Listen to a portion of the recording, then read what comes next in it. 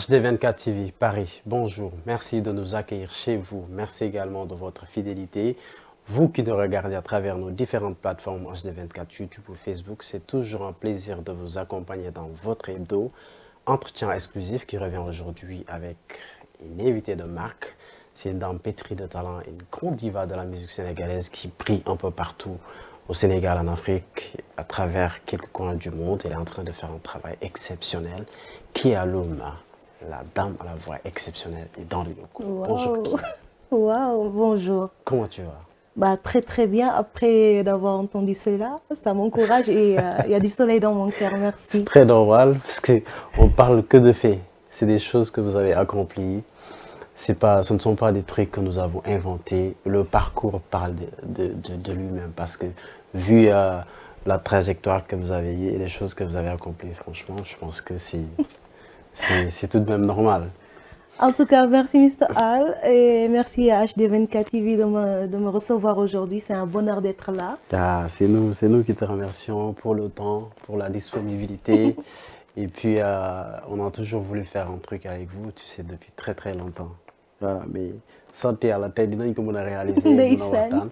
Mais boobu léegi ci lan nga nekkoon? Tu es devenu un peu rare. T'étais où en fait? Je suis là en même temps, je travaille beaucoup.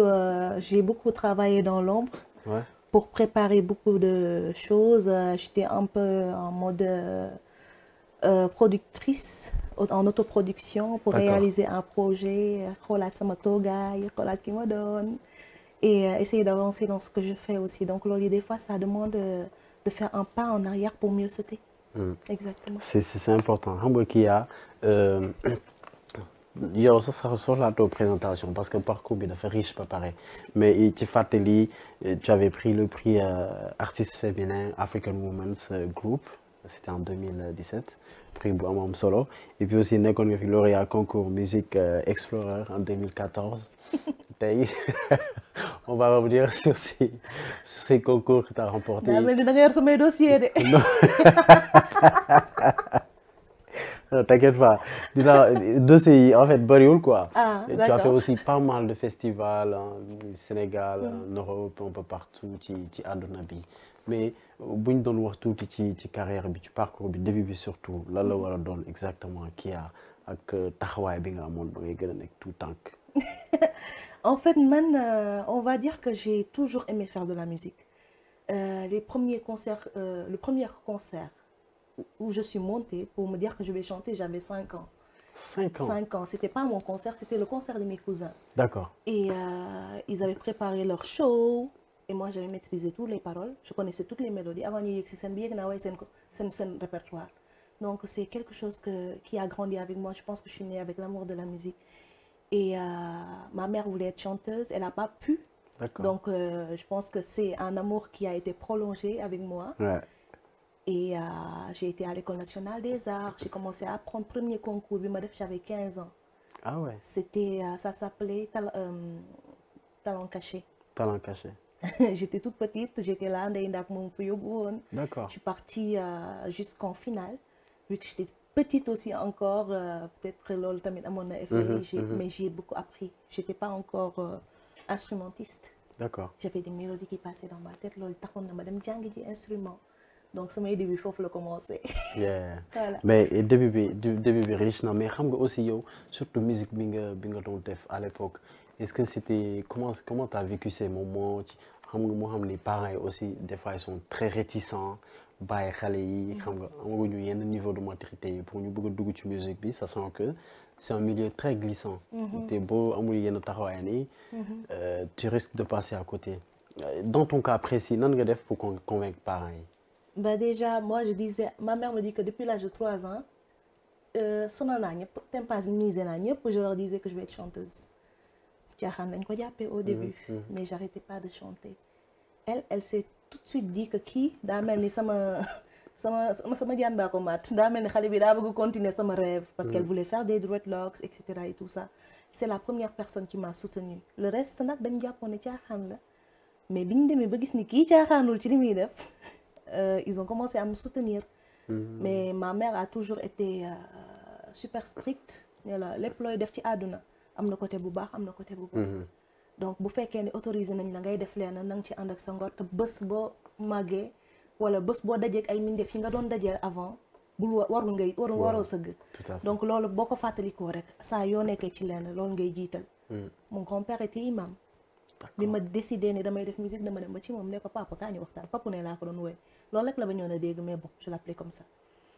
Papa dañ kaa ñu waxtaan. man dama bëgg nekk waykat est-ce que dafa araam est-ce que qu'est-ce que tu en penses mu ne ma looy way ma ne ko mbëggeel yàlla ku am lu ko metti mën naa la woyal nga kontaan feccloo nit ñi kontaan loolu leen lu neex.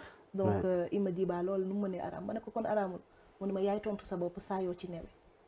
donc saa yu ma ci newee maa ngi tontu sama bopp c'est ça qui m'a permis aussi de pouvoir me dire que je vais y aller à fond. J'ai eu le soutien de ma famille, que ce soit les parents et les frères et sœurs. Ça a été dur avec mon grand frère par contre. Mais am na solo mais Myriam Makeba qu'est-ce que ça te rappelle? waaw Myriam Makeba ça c'est la maman Africa. Ça elle je l'aime pour man kooku mooy maman bokk na ci maman Africa yi. C'est une maman boo xamante ni si j'adore ses mélodies, j'adore ses textes, j'adore sa force, j'adore son énergie. Elle fait partie de mes bokk na ci ñi ma boosté ci musique. Oui. Sama idole yi la bokk. D'accord. Aretha Franklin. bokk na ci sama idole yi tam waaw yaay boy boobu tamit yaay Aminata Fall yaay Yandé Codou. ndeysaan ñooñu ñëpp bokk nañ ci sama ils m'ont beaucoup boosté. mais mu mel ni ñooñu ñi artistes yi nga xam ne dañoo lim seen tour. mu mel ni dañuy sentir seen benn affaire si ñoom ci li ngay def voix bi image bi ngay incarné ci solin bi ci style bi ci look bi concrètement lan nga bëgg a prôner qu'est-ce que tu as envie de montrer visuellement quoi quelle est l'image que tu as envie de véhiculer à toutes ces personnes qui te suivent depuis très longtemps parce que tu as da nga am benn côté bu très particulier ci wàllu style ci wàllu solin ci ni ngay expression visuelle ci ni ngay coiffer sa bopp loolu yëpp dañ ko yàgg a seetlu ci yow. Quel est le rapport de ça avec tous ces grands noms que je viens de citer? En fait pour man àdduna rien ne se perd tout se récupère c'est un éternel recommencement. boo xamante ni si yoon bi nga bokk am na ku ko tàmbale. kenn ñëwul xëy rek tàmbali mbir. te yoon bi nga bokk bu amee ku ko tàmbali yow bés boo ci nekkee war nañu xàmmee ni jaar nga fi. ku nekk sa jaar-jaar war nga ko marqué ak sa empreinte. pour man boo boolee lépp lu rafet ci li ngay gis si ñooñu ñëpp danga ciy boole si sa bopp yow li yàlla def ci yow mooy war a wuute comme baaraam yi ni ñu wutewee bokkuñu mais ku nekk am na njëriñam. tu vois et man pour côté solo côté texte côté lan laay bëgg représenter qu'est-ce que je veux qu'on retienne de Kiyaloum c'est l'amour d'abord c'est gëm sa bopp d'abord c'est ku nekk am na culture am nga base man dama jàpp ni man ab ñànkatan laay yor rek boo xamante ni j'ai l'habitude de le dire musique bu ma ci teg rek soos lay doon bu la neexee nga def bolognaise bu la neexee nga def yaas ak maa bëgg yaas bu la neexee nga def suppu kànja ndeysaan loolu tax ñu rek la mënoon demee sama xarit ngay doon te xam naa fi nga bëgg a jëm de question piège daa ngi ñëw nañu dawal ba ci kanam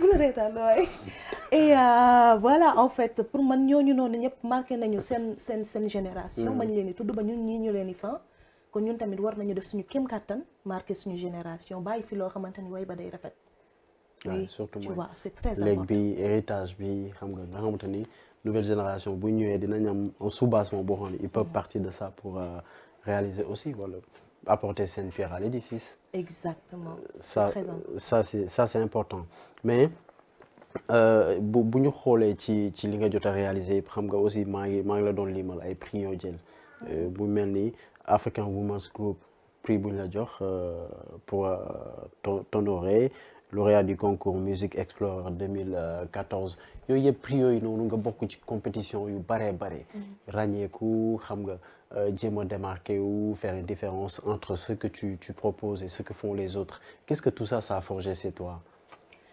Je dirais que ça m'a permis de me rendre compte que oui, c'est possible. Ah oui, parce que même je suis une éternelle insatisfaite. Et le fait qu'il y ait la reconnaissance de ce que tu fais par des professionnels, yoo xamante ni ñoo la njëkk si milieu bi ñoo la ëpp expérience, ñu nangul la loolu. ay nga nekk ak say morom tamit ay des vrais artistes qui ont participé et qui n'ont pas démérité et on te prend toi on te dit que c'est toi donc moi ce que ça a fait c'est que je me suis dit ah oui je vais continuer je continuerai d'apprendre je vais pas dormir sur mon oreiller et je veux que à chaque fois que je vais faire quelque chose on voit que c'était mieux que ça que ce que j'avais fait avant en fait ça m'a donné beaucoup de force pour pouvoir me dire ah mais oui je peux écouter du ay jinne lay dégg en fait su fekkee je veux créer une chanson donc war naa mën a déglu li nga xamante ni si moom mooy judd ci man def tout ba min def bu ko dégg mu yëg ko kontaan si tu vois donc c'est ça que ça a créé en moi. D'accord, mais c'est des récompenses aussi yoo xamante ni c'est accompagné de surprises. Est-ce que gagné nga ci tu as gagné beaucoup d'argent, ça t'a ouvert des portes avec d'autres grands promoteurs mu tax ba nga war a mën a voyager un peu partout ou inviter la ci ay événements sur le plan international, ça t'a ouvert des connexions? Que ce soit le concours WAPI que j'avais gagné en 2009, ça m'avait permis de jouer sur la scène de l'Institut français pour faire découverte l'Institut français. beneen bi mooy bi ma jógee si talent caché boobu ma lay wax ma xam ni ñàkk jouer instrument am na lu ma yàqal damaa dem école des arts. École des arts. Avant école des arts dama doon àbb guitare waa koñ bi di ma reetaan parce que aw ma woon sama waa kër ils étaient pas prêts à m'acheter une guitare. Mais quand ils ont vu que j'étais à fond là-dessus et que maa ngi dem école fexe nañ ba ma am benn guitare boo xamante ne d'occasion ma doon commencer. Donc concours bu nekk am na lu mu marqué ci man. Concours bu nekk am na pas bu ma defloo en avant da ngay siisu ne ah lii moom foog ma mën ko lii mélodie yi nekk sama bopp foog mu génn foog ñu dégg ko nga pare foofu nga dem defi ji WAPI British Council ñoo ko organisé woon. Et ça m'a permis de faire des formations en création d'entreprise, faire mon premier single audio nga def Music Explorer. Ça m'a permis de sortir du Sénégal grâce à ma musique. Pour la première fois ñëw fii France représenter Sénégal si artistes yoo xamante ni y avait des artistes du monde entier et j'avais gagné ce concours. Ce que ça m'a permis quand même c'est que bon l'album n'a pas pu être réalisé avec le label mais parce que am na lu ko waraloon. Il y avait bon ça avait pris du temps et on n'était pas d'accord sur certains termes mais on a arrêté album bi mujjewul am. Album bi li tax mujjewul woon am mooy bon xëy na man fi ma doon gisee ak ñoom fi ñu doon gisee bokkul woon. Tu vois donc doo ci juger kenn bi ñu demee ba xam ni xëy na ku nekk am na lu muy gis. te dama xaw a dëgër bopp ci sama vision artistique. bañ naa lu bari pour mën a ne man la kii lii laay représenter xar yëpp bu ñu weexee damay il faut ma am tâche. D'accord parce que noonu la ma mel noonu la ma yàlla bindee. c'est pas pour ne man maay lii wala lale mais ku nekk war nga mën a défendre li yàlla def ci yow bu ñëpp nduroowee rek àdduna bi day ñaaw. bu lépp weexee fooy gis couleur. dëgg la am na solo. ci dañuy ñëwaat. Alors si vous venez de nous rejoindre en direct sur notre chaîne YouTube HD24 TV, je rappelle qu'on est en entretien exclusif avec une grande dame à la diva, à la voix exceptionnelle. C'est une diva, c'est parce que lu mu jot a réalisé ak taxawaay bu mu am ci musique bi boobu léegi mi ngi xeex dem na fu nekk ci àdduna pour représenter le Sénégal te daf ko def ak beaucoup de professionnalisme, beaucoup de succès d'ailleurs. Léegi lu ñu def avec la complicité de la régie. On va aller regarder cette très belle réalisation signée Kia L'Homme. Le titre c'est Tuki.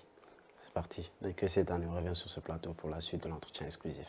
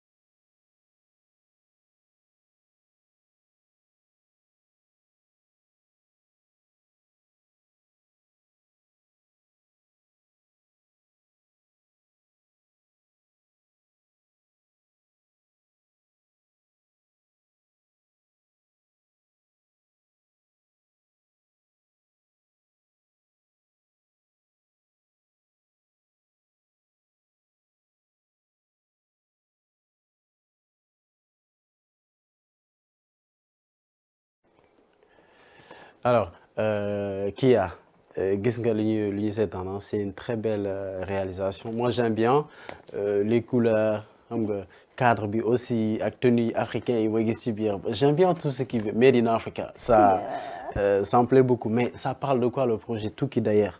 Ça parle de quoi? J'ai envie de savoir, ça m'intrigue. Alors, je vais déjà te dire que ça, c'est le teaser de Tuki, qui n'est D'accord. encore jamais passé nulle part. Ah ouais? Ouais. Kon ñun war nañ mën a am exclusivité bi. moom la noonu la demee sax. Voilà mi ngi noonu exclusivité bi moo ne nii. moo nekk nii. Yeah. Merci xam naa internet dinañ kontaan ci ndeysaan. ci loolu. Donc c'est un projet qui s'appelle Tuki. Tuki mooy voyage, ça veut dire voyage. Et bah, c'est un album qui va arriver bientôt. Et c'est un projet qui me tenait à cœur en fait de réaliser un projet où j'invitais les gens à venir voyager dans un univers. D'accord. Tu comprends? C'est quoi l'univers? L'univers c'est déjà Tuki. Vous venez je l'ai fait chez moi. D'accord. Tu vois, c'est un album qui est enregistré en live avec des musiciens que je big up au passage, avec des techniciens de son et de lumière et des vidéastes qu'on a réalisé. On voulait avoir image et son en même temps, mais que tout soit vrai, naturel. D'accord. Tout. On voulait que tout soit vrai avec la famille qui était là, ma soeur qui m'a habillée, le grand frère qui rangeait les affaires, qui faisait la peinture derrière. Ça reste quand même un très joli concept. Dans le game, tu sors des normes quoi. Il faut aller dans un endroit luxueux ou dem fenn foo xamante ni c'est pas des trucs qu'on a l'habitude de voir en fait au quotidien. Ci artistes yoo xamante ni c'est des professionnels, ils veulent tout le temps faire des trucs carrés, préparés en amont, ils vont proposer un truc bien bon. Mais là, d'un seul coup, il y a un bon feeling d'EFCO, un produit fini, bien limpide, et puis côté visuel, parfait, rien à dire. Merci beaucoup. C'est important. Artistiquement, c'est touchant. Ça me touche beaucoup parce que je tiens beaucoup à ce projet, parce que pour moi, les choses peuvent être bien réalisées, les choses peuvent être magnifiques, tout en restant naturel. Le naturel, j'y tiens énormément. L'Afrique, le roots, back to the roots, j'y tiens énormément. Parce que loolu la ñu am en tant qu'artiste, loolu la ñu am en tant qu'Africain, loolu la ñu am en tant que citoyen du monde, loolu la ñu am en tant qu'humain. Parce que ça nous maintient dans notre humanité en fait. Et c'est un projet, boo xamante ni si ñi ci jàpp bari na, mais ça troquait dans ma tête tout le temps. Je suis une artiste qui n'a pas de label. Qui n'a plus de label. Le premier album, je l'ai fait avec un label. Je suis une artiste qui n'a pas de producteur. C'est une autoproduction. D'accord. Tu vois? Donc, je me dis, j'ai pas beaucoup de moyens. Qu'est-ce que je dois faire pour montrer ce que je veux réellement? Et je vois dans les réseaux, dans mes pages YouTube, j'ai pas beaucoup d'éléments qui me représentent. Donc, qu'est-ce que je fais? Je vais sélectionner 10 chansons. Je vais travailler avec des musiciens. 2 chansons en acoustique. Si je vais les gérer. Je vais travailler avec un Minka Studio pour l'image, un Crazy Viking Music pour qu'il enregistre piste par piste pour avoir un son nickel. Non, def ba dajale toutes ces personnes avec qui tu collabores, une vidéaste qui je sais pas, qui fait de l'image, qui n'est que un percussionniste, instrumentaliste, tout ça. Comment tu as fait pour créer ce réseau? J'ai 33 ans et ça fait 17 ans que je fais de la musique. 17 ans. Donc, c'est... moi, j'ai pas peur de dire mon âge. J'ai 33 ans. Et ça fait 17 ans que je fais de la musique. Que je suis sur la scène musicale. Tu fais jeune quand même. 33 ans, ça va. Ok.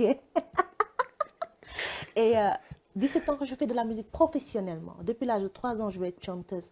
Donc, j'ai rencontré plein de gens. J'ai travaillé avec plein de personnes, plein de musiciens, plein de réalisateurs, des gens qui que ce soit Tapage Nocturne en musique, ils ont participé, musiciens, vidéastes, ils auraient payé beaucoup plus, que ce soit ceux qui sont dans le son, ma soeur qui m'habille, mon cousin qui fait la peinture de toute la maison pour qu'on puisse réaliser un projet, les amis qui viennent assister, c'est en fait une famille élastique que tu retrouves au fur et à mesure que tu fais ta route en fait. Tu les rencontres, tu les croises et chacun veut amener sa pièce à l'édifice et parce que ñom ñoo yoré pièce bobu non. Tout à fait. Min def yorul pièce yépp. C'est comme ça que tu te rends compte que am na ñi mo gën am alal. tu vois. Et c'est surtout pour ça que dans le projet j'ai tenu à représenter la chanson Tukki qui veut dire voyage et en même temps qui parle de tous ces gens-là tey yaa ngi ni nekk au Sénégal yaa ngi liggéey fii nii soo sañoo nekk ci kanamu mbokk yi soo sañoo nekk si wetu yaay booy et Tukki tamit loolu lay représenté mooy saa yoo ko seetaanee mu mel ni yaa ngi sa biir kër tu vois on a parlé de Yóbbaale les enfants de la rue il y a des titres qui s'appellent Ndaw Rabine en même temps delloo njukkal sama yaay. Mais il sort quand le. Ah bah bientôt. Bientôt. mënuñu xam à peu près kañ la war a mën a génn dans 2 mois 3 mois. Même pas. Ah ouais? Même pas si septembre bi kay di nga dégg ay nouvelles. Ah ci septembre lépp pare na. donc loolu exclusivité bu mag la donc septembre ñuy xaar. balaa moo jeex ah. non début septembre bi kay di nga gis vidéo yi di ñëw par benn weer. affaire dugg par ndànk. mais bëgg naa xam nga aussi on a la chance bi ñu am mooy Kia ku tudd Kia rek tout de suite image bi njëkk ñëw sa xel mooy sa voix. donc tey on a la chance d'avoir la voix et la guitare. On va faire cette combinaison pour offrir un truc bien aux internautes qui nous regardent à l'instant même. Ce sera une manière de leur faire un grand plaisir parce que quand tu as la chance d'avoir une artiste comme Kia avec une très belle voix, bonopi inda la guitare, on va pouvoir profiter de ces moments pour créer un truc bien et propre. Avec plaisir. Ce sera une dédicace pour eux. Avec plaisir. Let's go. Let's Moi, go. ñu benn affaire ci tukki bi.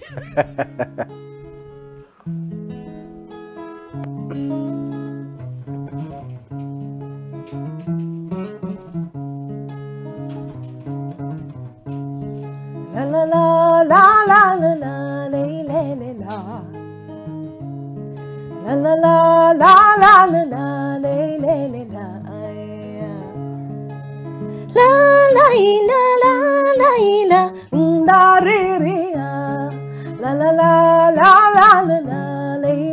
la est-ce que mën nga aw? Bien sûr. danga naan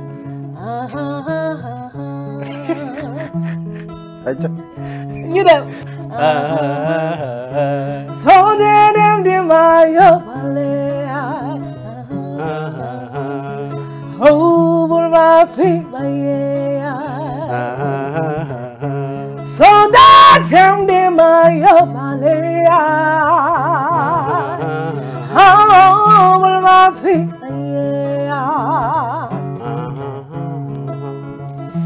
ñemewuma fi dara amul fii jàmm amul fii dama yóbbaale jàngaluñ ma fii dara matul fii jàmm amul fii dama yóbbaale yow ma ni bàyyi daf ma ni woon soo yeggee doom danga jàngi ay yaxam laa la laaj waxin laa waaye du jëfin maanaam bàyyi booy bëggul woon man ma mel ni doom di ñu sànni nang ci jóg balaa muy wees talaatu ma naan day mën di soo dee dem di ma yóbbaale la fi soo dee dem di ma yóbbaale la fi J'applaudis. J'applaudis aussi. Bravo. Jërëjëf.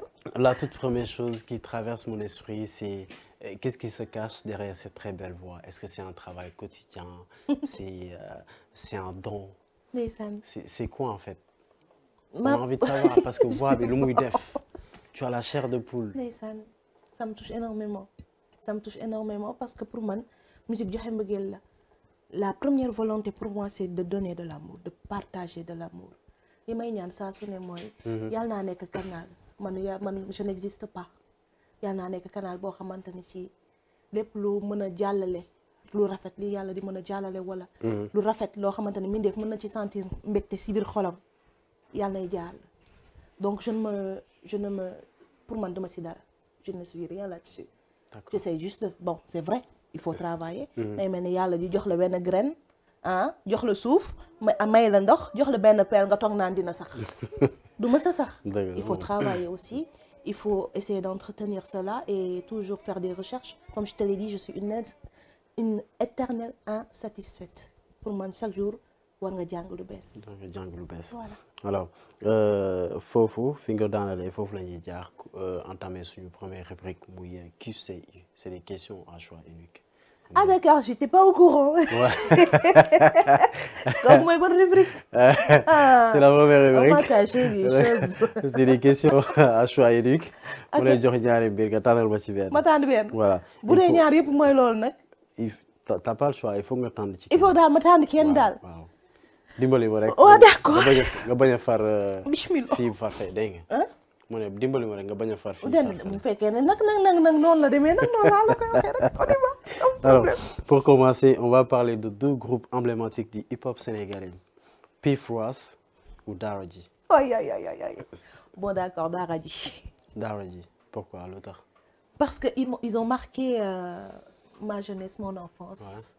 Koñ bi ma juddoo Alaaji Man fa la dëkkoon. Deux maisons moo ñu séparé. ñooñu bokk ñu ci ñi ma influencé. dama leen doon gis tout le temps là-bas, je les voyais beaucoup là-bas et j'écoutais beaucoup ce qu'ils font. Et la voix de Fada Freddy m'a toujours interpellée. International Fada. Eh oui. Ku baax la. Alors, je sais pas Baham, naturellement tu regardes les séries sénégalaises.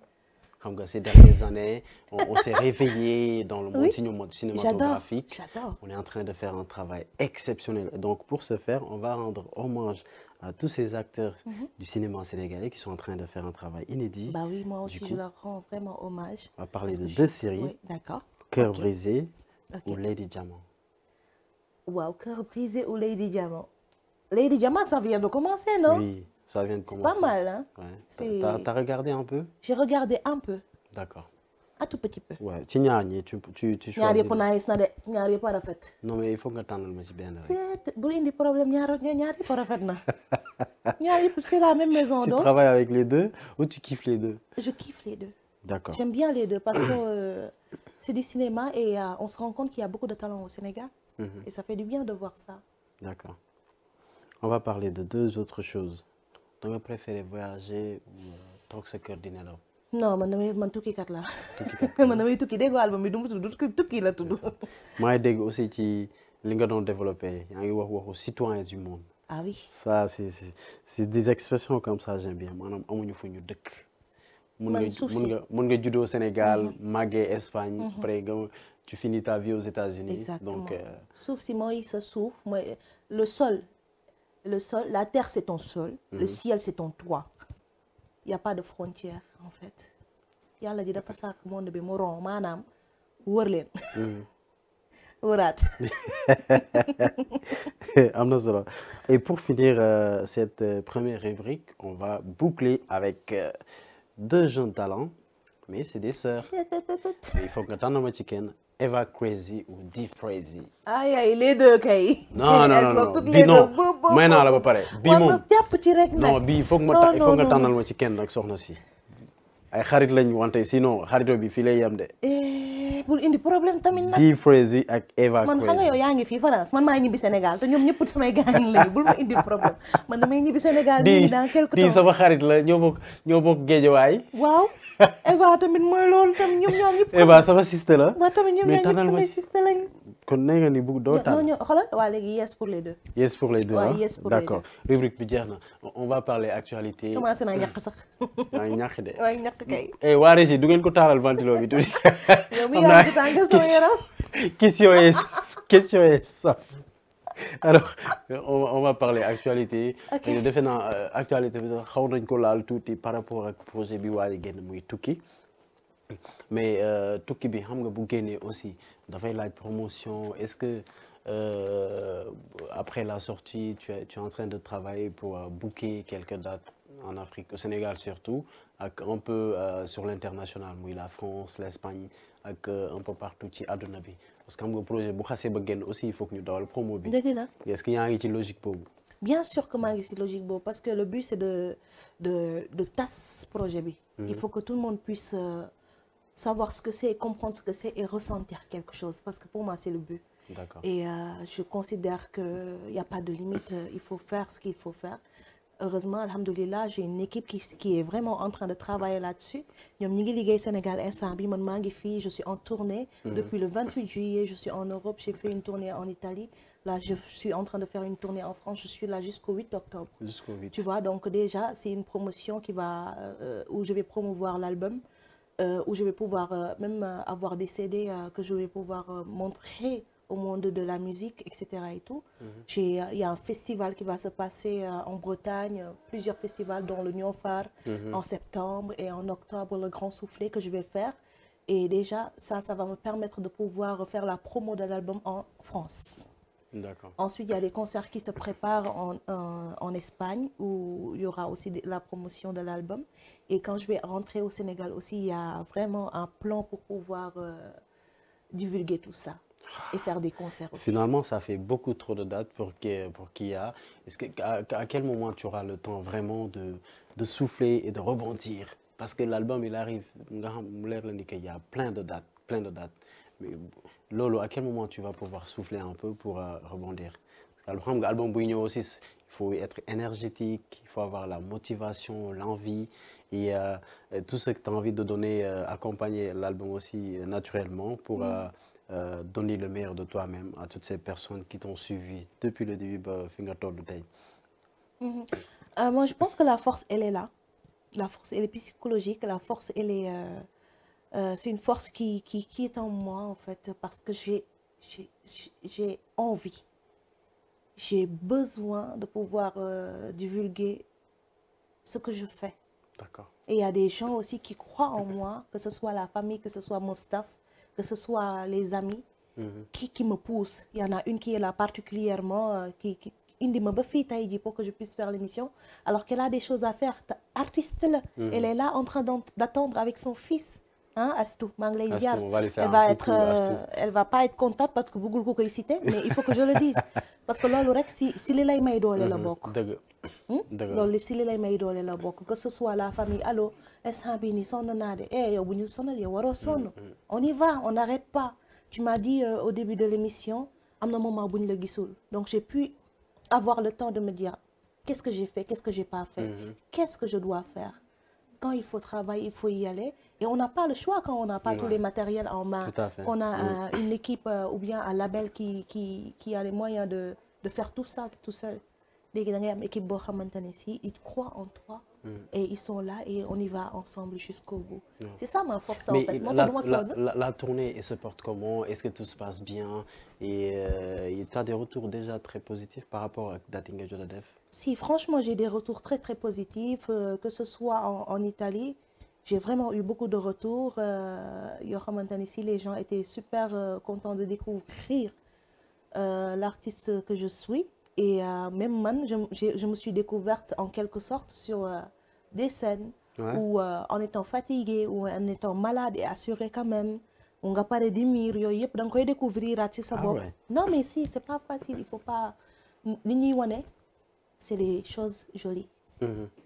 Man maa ngi big up artistes yi nga xamante ne ñëpp ñu ngi dem di ñëw ñu ngi góorgóorlu ci seen art. C'est pas facile, mais il faut toujours y aller.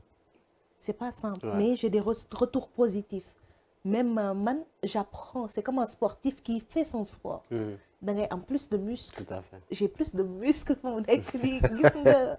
Et j'ai encore plein de concerts à faire et j'ai plein de retours positifs en tout cas.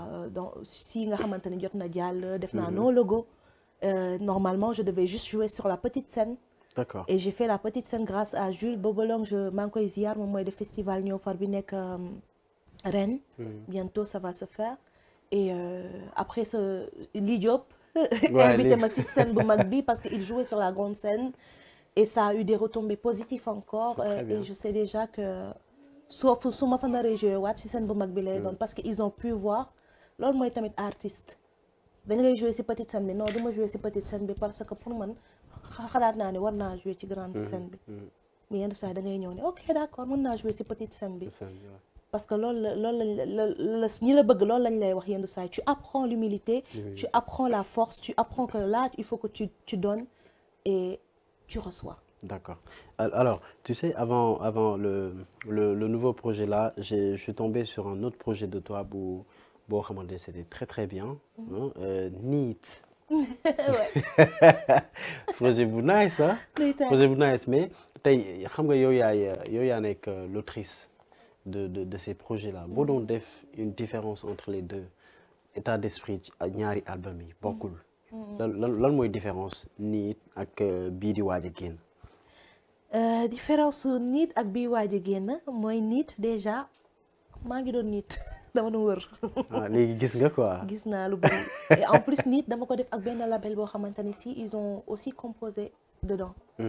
Et c'est un album qui a été enregistré en studio. D'accord. Et cet album Tukki c'est du live. Tout est fait en live. C'est ça la grande différence entre les deux. Même ci maturité boo dégloo paroles yi ci NEAT on sent que tu as grandi encore.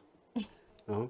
Et bon, puis par rapport à l'ouverture, on voit une qui a beaucoup plus ouverte musicalement. C'est vrai que tu as toujours été ouverte d'ailleurs, mais dafa gën a flagrant. ci wàllu instrument ci thématique yi sax da nga gën a ubbeeku loolu lu tax choix boobu. Parce que pour moi on peut pas tout dire dans un seul album. Gis nga pour moi les albums c'est des continuités. Il faut qu'il y ait un pas de plus à chaque fois que tu sors quelque chose. Dans NEAT il y a des thèmes qui parlent de NEAT. maay def lu baax maay def lu bon maay leer maay lëndëm mbaax bon leer lëndëm maay tànn ki ma ci war a doon. Donc déjà l'être humain il est là, il se dit je me regarde devant le miroir et je choisis qui je veux être. J'ai le choix. nga wax ni da ngay dem ci beneen son waxtu heure la. bés bu la xasa romb nee na fes. tee ko ci fes googu noonu balaa nga koy xam fàttalikul sa démb. kàllaama dafay wees. bu la xasee raw nettali wi moo fiy des. kon nag bamtuwaat rek moo fi nekk. boo ko weddee dellu sa cosaan donc comme ndéem bamtuwaat rek moo fi nekk am na loo xamante ni jot nga ko wax ba pare il faut que nga continuer l'histoire. day mel ni nga ni acte 1 acte 2 acte 3. donc suite logique la. suite logique la. te kii yaa bu doon sagom ñëpp xam nañ ni damaa bëgg live musique bu sama baat di dee sax damay bëgg xool lan la mën a def. tu vois mooy ñu benn live ñu xool mayaat ñu benn live ñu xool. Ok, avec plaisir. J'ai pas envie de trop parler avec toi. J'ai envie de t'écouter, te regarder chanter. yaa ngi ne sama reetaan bi nag bu génne sama reetaan boobu nag. Ok. mën naa aw de boo mënee aw lii rek ma. Ah bon waaw. mën naa accorder guitare bi tuuti ah. Vas-y.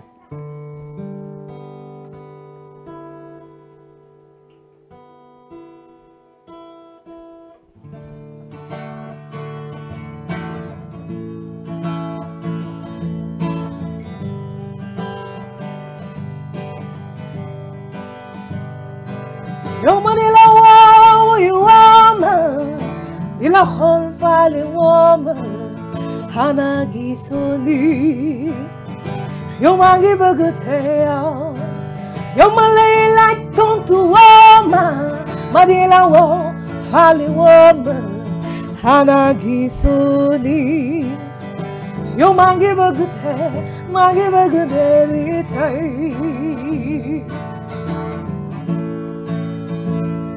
other than anything, yeah, baby.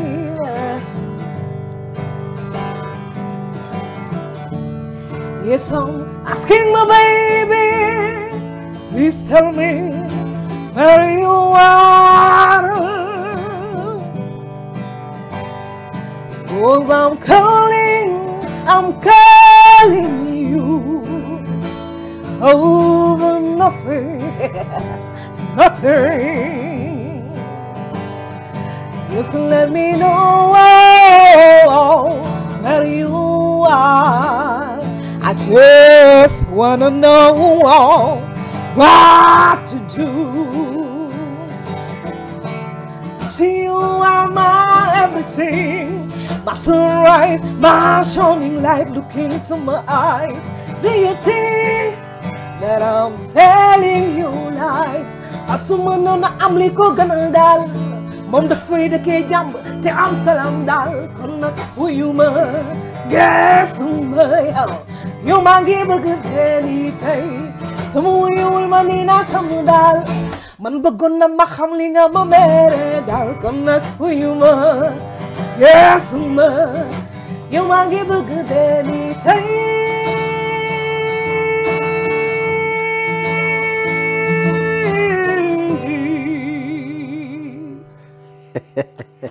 yow maa ngi bëgg dee ni tey. mais waa Régie du ngeen wuyu kii xanaa wuyu leen ko waay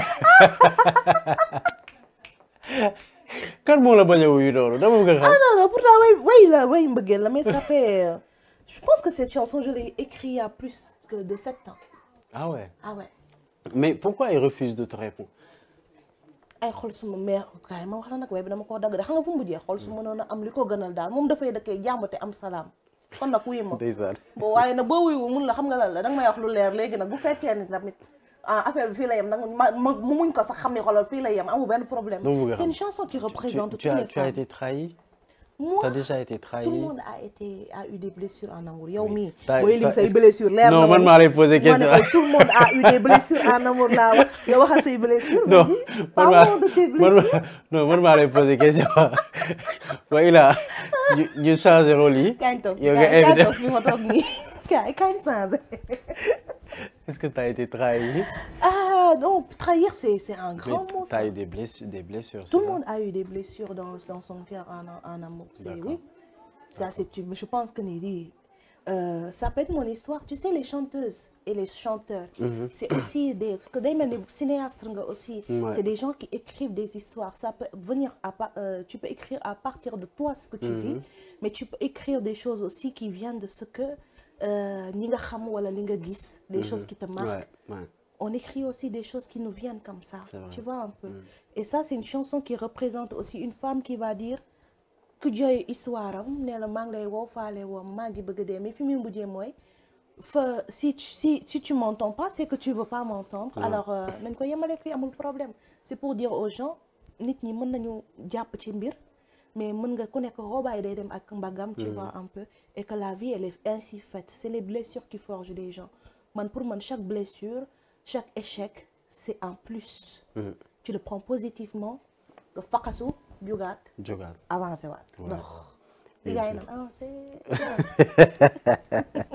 dëgg la am na solo dama bëgg ñu wax ci hip hop sénégalais. ok hip hop bi aussi gis naa say sister yu bëree bëri boobu ba léegi ñu ngi fight mais problème bi ñu remarqué mooy ni que rares sont les filles seen sœurs yi nga xamante ni ils arrivent à s'en sortir. yow génn nga ci yaa ngi sant Sister LB également c'est un exemple.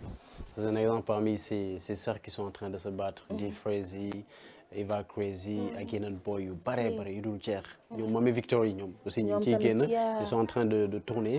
Mais tey quel est le problème lu tax góor yi di gën a fël que jigéen ñi alors que yéen de base vous faites les mêmes musiques yéen a ëpp feeling sax yéen a ëpp ay affaire quoi, tu vois.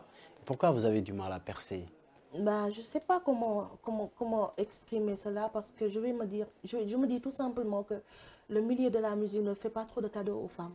D'accord. Et c'est des femmes battantes, hein, parce que déjà nekk jigéen Sénégal la nga ne yow da ngay def art, c'est difficile, il faut se le dire, il faut se dire la vérité. Tu vas éviter certaines choses, les hommes ont plus de facilité à faire certains trucs. Bu ñu wonee ci seen art jàng lu bari mën nañ ne ay guerrier lañ. Jigéen am lu ndaw rek ñu yàq sa der. Soit nga njaboot. Man tamit am naa doom. Ça a pris du temps pour que tu te remettes en scène, sur scène. Et je pense que ce soit hip-hop. Man su doon sama sago dama koy généraliser. Du hip-hop kese la jigéen ñi sonn ci musique. Jigéen ñi nekk ci hip-hop bi c'est vrai que on les remarque moins mais si ñi nekk ci hip-hop bi ñoo war a promouvoir les femmes. Tu vois. La musique doit être une chaîne en fait. Sentu asamaan jarul buuxante foo taxaw gis ko mais gis nga asamaan bi buñ ko bokkee ku nekk da ngay mettre lumière yàlla ji dafa def ay étoiles yu bari quoi ci asamaan bi mooy leeral. Donc c'est ceux qui sont dans le milieu du hip-hop et de l'art en général qui doivent être ensemble bokk bëggante créer benn courant voilà créer benn courant say du neex a dem tu vois un peu. Pour moi c'est ça ma vision des choses. D'accord. Et maa ngi leen di big up les sisters continuer li ngeen di def am na solo Sénégal soxla na leen àdduna soxla na leen donc bu ne lâchez jamais rien. Et tes rapports avec ces sisters, vous avez de très bons rapports? man nag man moom xam naa ni dama ne sax sister la si ak les filles dans le milieu je suis une sœur pour tout le monde. D'accord. yaay sax dinaa ko ay Mina la Voilée. Mina la Voilée c'est une sista, LB c'est une sista que tu parles de. D-Frazzy, Zenix ñoom ñëpp samay sista. Fatim aussi hein ku yàgg taxawal hip hop bi. yàgg nekk si hip hop bi. man je suis fan quand les femmes donnent de la force à ce qu'elles font quoi. je suis fan je suis une amoureuse de la musique de l'art en général. ku koy def mu rafet rek man damay kontaan que ce soit les Mami Victory que ce soit ñoom ñëpp tu vois. OMG. dañuy def lu nice defar tu vois. sont en train de waaw ñu ngi góorgóorlu. am na ñu rafet dañ leen war a jox lumière. Sénégal lañu bàyyi tuuti di bon jugé wu ma kenn ku nekk mën nga vulgariser lu la neex mais nañu wane li fi ne tamit nañu wane ñi nga xamante ni si bu ñu waxee nga ni waaw ñii de wax nañ dégg naa. ñii de wax nañu yëg naa ñii de wax nañ gis naa sama réew ñii de wax nañu sentir naa ci loo xamante ni si jeunesse bi bu ñu ko déggee dañ ci jàng dara. et c'est important aussi de montrer ça.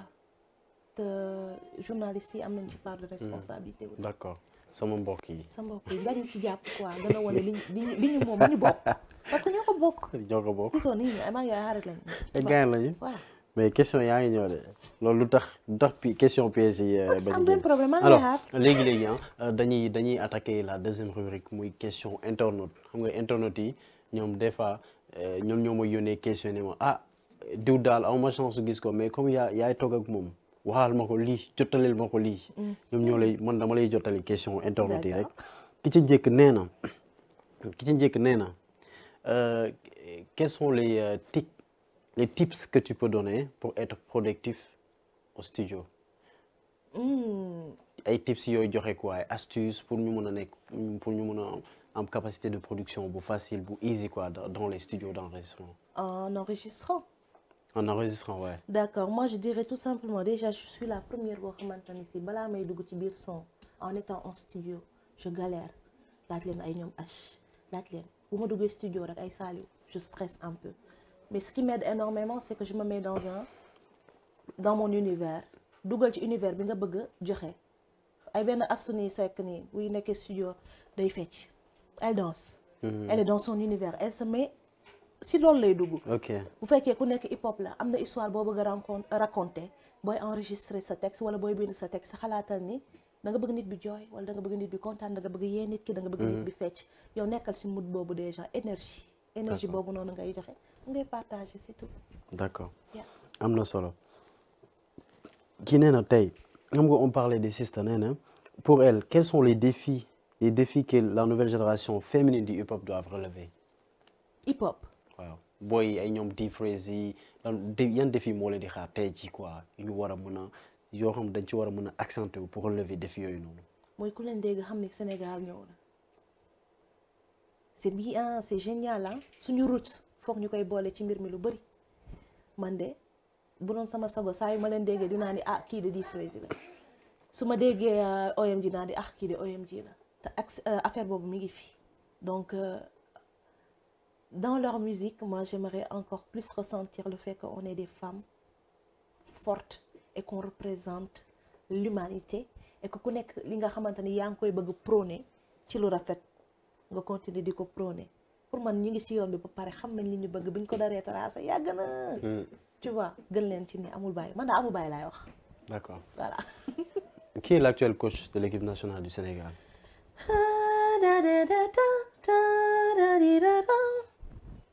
lu tax nga may laaj loolu.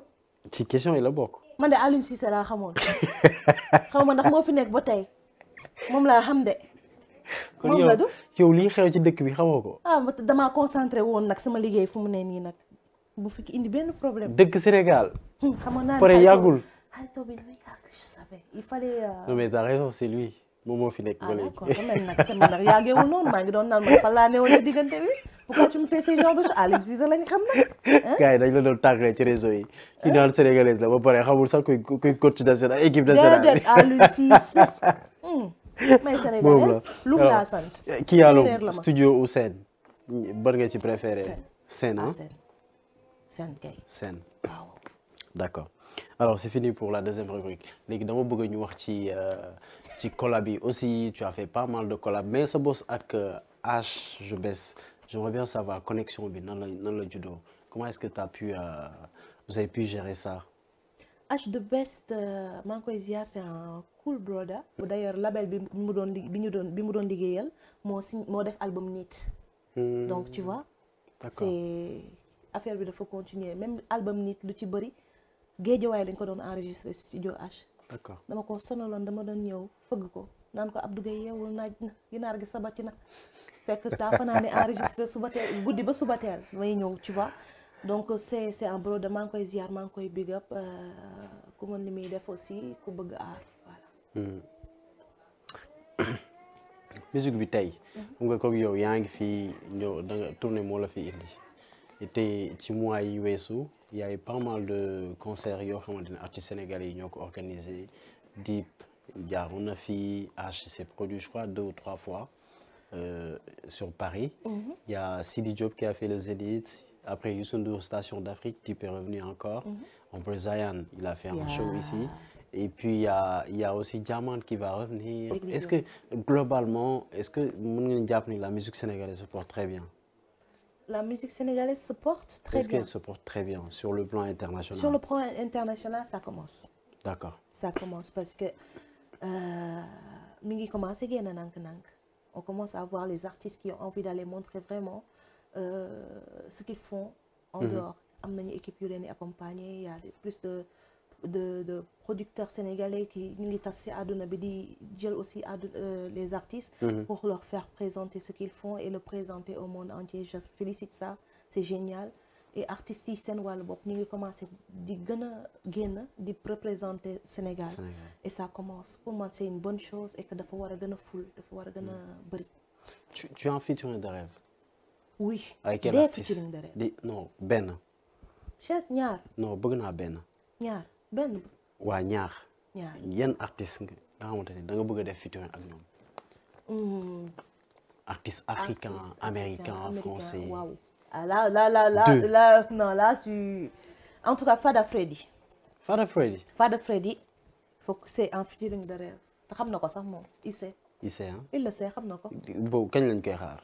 ñun dañ koy yàq bu paree rek xam naa. Et ça c'est un featuring de rêve parce que j'aime énormément son univers. Voilà. D'accord. Et que je sais pas à l'international tu me demandes à l'international damay bëgg citer ñu bari tu vois un peu. moo tax mu may la ñaar benn laa la bëggoon may mais comme sama gaañ nga moo tax mu tegal la beneen. moo tax nga tegal ma benn. moo tax ma tegal la beneen. muy ñaar. Bon au Sénégal damay yokk kenn. Au Sénégal je vais dire Tafa Diarabi aussi. Tafa Diarabi parce que j'adore ce qu'il fait aussi. D'accord. Mais il y a qui ça? Vos univers se croisent. Fada Freddy. Si, Fada c'est... Vous devez pouvoir faire un truc.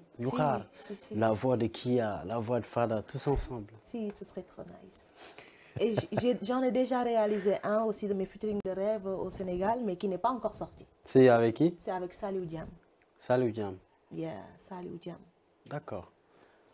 Boobu aussi ñu ngi koy xaar. Exceptionnel. ñu ngi koy xaar alors li ñu dese ci temps bi bariwul mais xam nga lan la ñuy def dama bëgg nga ñëwaat ci date yi des pour la tournée européenne que tu es en train de faire prochaine étape bi fan la prochaine étape c'est à Rennes moi j'ai vraiment envie de venir voir Kialoum sur scène ñëwal le 14 le 14 il y a le festival Niofar qui se passe du 12 au 14 Kialoum sera sur scène le 14 au Parquet de Bâle à Rennes loolu moom bu leen ko kenn nettali ñëw entrée ñaata la entrée bi ñaata la sax man xam nga man musique laay gérer waa festival bi bu leen ma mere mais entrée bi bëriwul regardez tapez Niofar festival et vous allez voir l'entrée n'est pas chère du tout waa festival bi dinañ la mere asu doo tapé foofu sa téléphone nga xoolal ma entrée festival bi ñaata la 15 € la waaw merci beaucoup yàlla la mbokk fay ay astu yàlla la yàlla fay yow boo fi nekk loolu yàlla la mbokk fay je t'aime I love you voilà alors tey lan mooy nekk il y a d'autres dates aussi il y a le Grand Soufflet, je joue au Festival du Grand Soufflet le 3, 4, 5, 6 octobre. Et vous pouvez taper le Grand Soufflet sur Internet, vous allez voir tous les détails et les lieux. dama bëggoon un tout dernier live sax balaa ñoo def le dernier mot quoi. Juste benn affaire bu sew. mais il faut que ma xool ak waa régie est-ce que dinañ ci xaj. dinañ ci xaj benn live bu gàtt acca waaw may ñu benn live bu baax parce que voix bi il faut que ñu dégluwaat ko. il faut que ñu dégluwaat voix bi. waaw d'accord man moom pare naa pour aw. après nga pour aw. pare naa. loo kii rek ma aw ma aw la.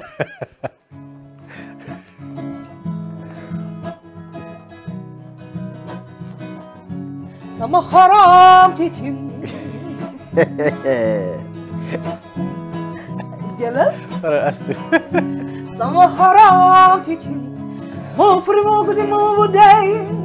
suma mere moo koy dindi. ñëwal. sama xorom ci cin. waaw. ci cin. moom daa bëgg te muy dëgg. moom laa yëg mel ni yëg maa ko tëgg duma ci sëgg moom laa miin bul ko miin moom laa xam tam moom ay tax di raam moom laa tàmb sama jàmba sama salaam li du nen du keneen du mag keneen te du ay fen ci moom laa yam mooy sama lem ma ne ak bëri fem ma ni kii moo ma yem jaral na ma dem fu ma bëggul dem sama xorom ci cin.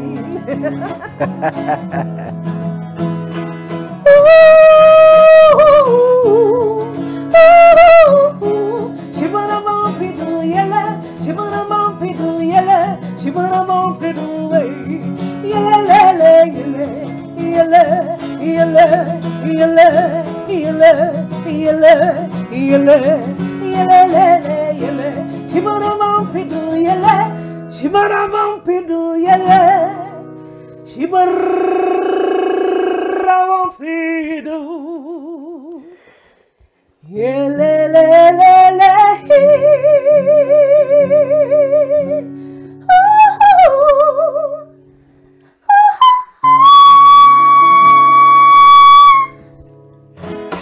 Bravo Kia.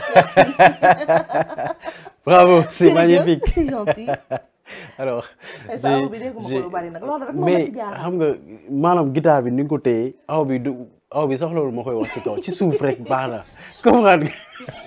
dégg naa d'accord. Alors, c'est tellement bien que j'ai pas envie qu'on s'arrête parce que voix bi ça donne des frissons, ça fait dormir aussi en même temps. Merci. Et bravo. Alors, lan ngay tàggatoo. Qu'est-ce que tu as envie de nous dire lan nga ñuy dénk dernier mot. li ma leen di dénk mooy di leen sant di leen gërëm HD24 TV. mais avec plaisir yal na yàlla sàmb leen yal na yàlla ful lépp et puis di leen féliciter c'est un bonheur d'être là je me suis sentie à la maison. c'est tout de même notre devoir je me suis sentie à la maison. c'est tout de même notre devoir. nga fii boo yegsee ñun dañuy am ay habitudes yoo xamante ni invité bi bu ñëwee benn yoon day bëgg ñëwaat. dañ lay jox café Touba. damay am choix. soit à la sénégalaise soit à la française. ñu jox la café waa fii. café Touba voilà loo bëgg. tu vois donc pour que voilà. xoolal vite fait on est devenus des amis comme ça. tamit waaw am na yenn question yoo xam dinañ ko waxtaanee après caméra bi mais nañ ko waxtaanee après. j'ai été gentil avec toi sympathique.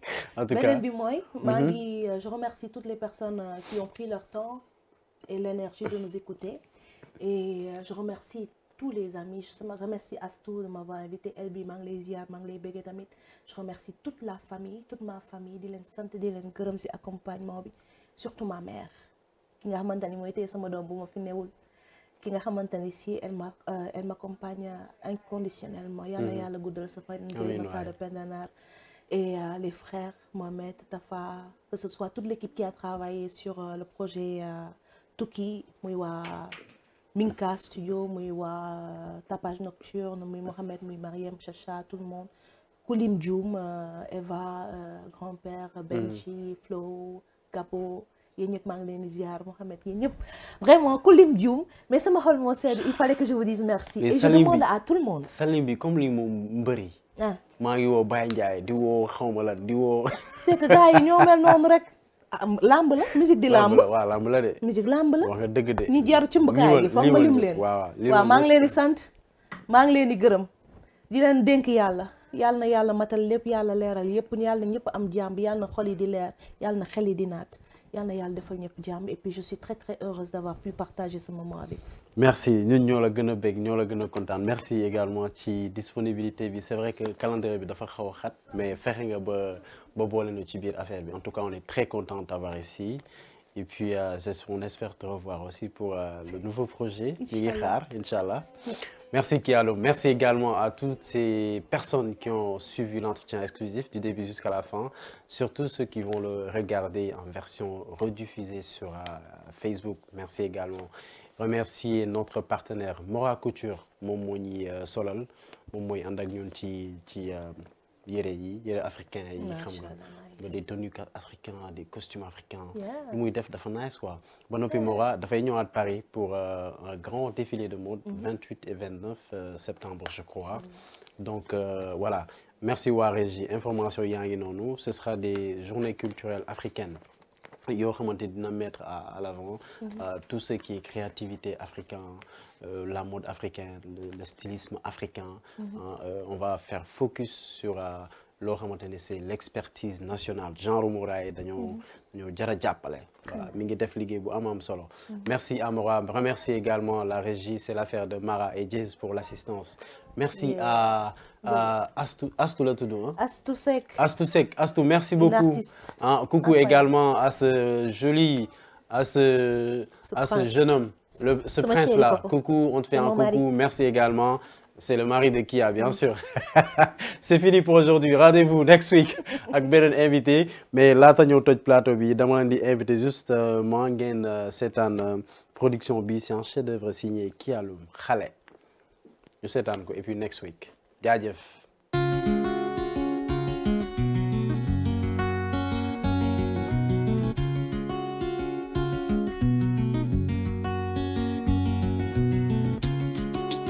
Gisna lagune halea bima lagise hale gisna lagune sax ci xalaat se ëllëg nu muy demee bima lagise hale gisna lagune sax ci xalaat se ëllëg nu muy demee bima lagise Eko toppatoo xale mooy sa doom eko toppatoo xale moomin la xale bu gane si àdduna soxla na ndey ak baayam te ko te xamal ko ki mu doon waajur day mat weeru waay yaaral na ko waaye bul ko doon soxla foo ak moom xale bu gane si àdduna soxla na yërmande waa te ko te xamal ko ki mu doon waajur day mat seetu xale yi gis naa la gune sax ci xalaat si ëllëg xale yi bi ma la gisee xale gis naa la gune sax ci xalaat si ëllëg nu muy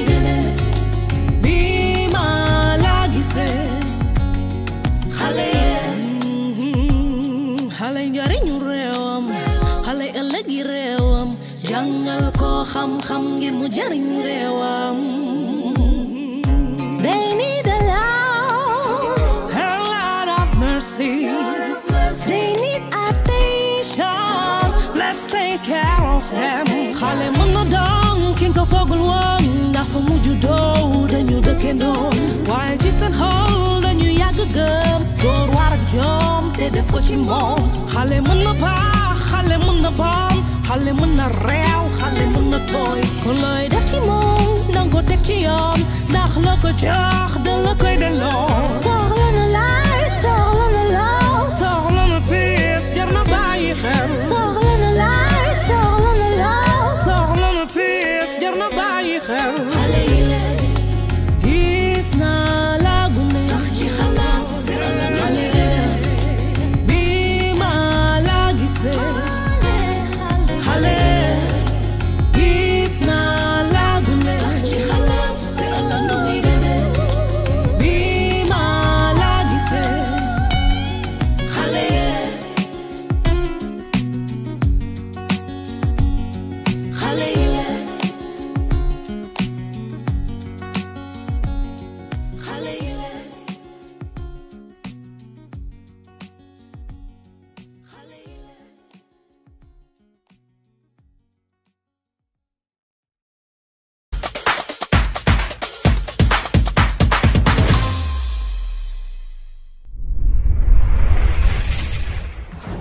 Salut tout le monde, c'est Diamant Express. Alors, je vous donne rendez-vous, Inch'Allah, le 27 septembre pour un concert 100% live à Paris, au Point Fort d'Aubervilliers. Ça va être un concert électrique avec plein de surprises. Parmi eux, il y aura Ahmada Jalil, avec qui j'ai fait plein de sons pendant les magasins. Et ce sera l'occasion pour nous de vous présenter un spectacle extraordinaire.